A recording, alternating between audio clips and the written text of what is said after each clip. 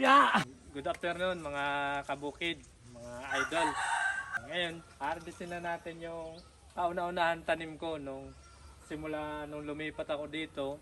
Nagtanim ako, ito yung tinanim. Tapos yung mga nasa paligid natin sa saging, halos magkakasunod lang yan. Ito lang yung nauna na namunga at yun, tigas na nga. At saka meron na po siyang hinog. Ayan, oh. So ngayon, harvestin na natin siya.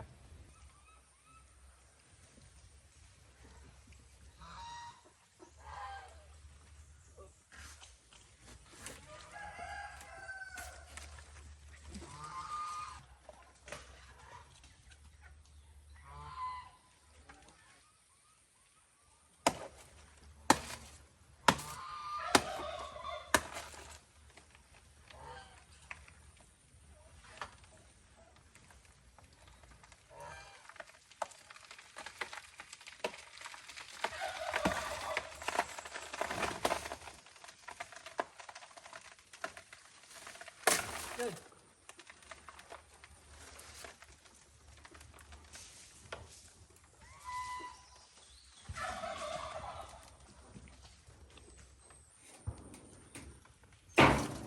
Oh.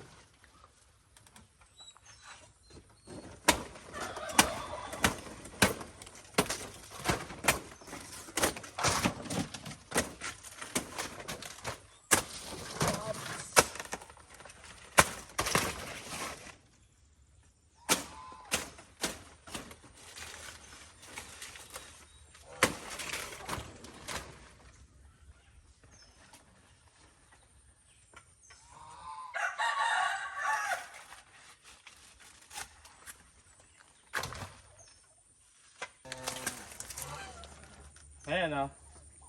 Yan, ang haba. Ang laki ng piling niya. Ayan, oh. Ito yung mga hinog niya, oh. Ayan, oh. Tapos ito pa. Ayan, oh. Dumidilaw na siya. So, ngayon, kunin natin. Dito? Oh. 1,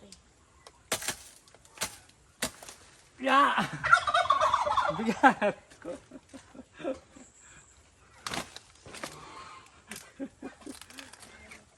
Di, Ang haba. saluhin mo doon. Sa dulo ka. Yan, sa dulo. Diba? Ang haba kasi. Laki. Bigat ko.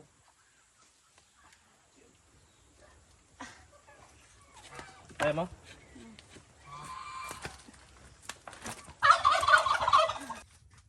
So ito na yung ating nakuhang saging na bungran. So napakabigat lang. Halos di namin kayain kanina kasi napakabigat. So sa haba niya. Ayan o.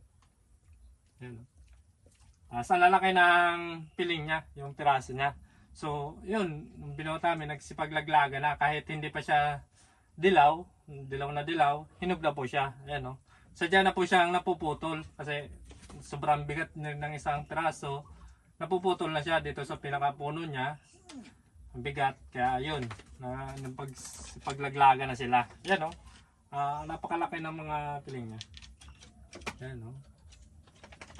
Yan o. Oh. So napakalaki ng variety ng bungran. Ikumpara natin sa mga lakatan. Yung lakatan, medyo malaki din naman pag maganda yung talagang may abono. Yung mga sa mga farming, talagang lalaki din.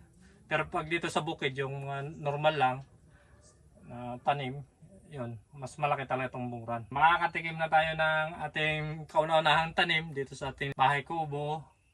Matitikman na natin niya. So maraming salamat po sa inyong pagtangkilik ng aking mga video. So napakalaking tulong para sa ating paglago ng ating YouTube channel at yung mga bagong subscriber natin, yung mga nagsusubscribe. Maraming salamat sa inyo mga idol.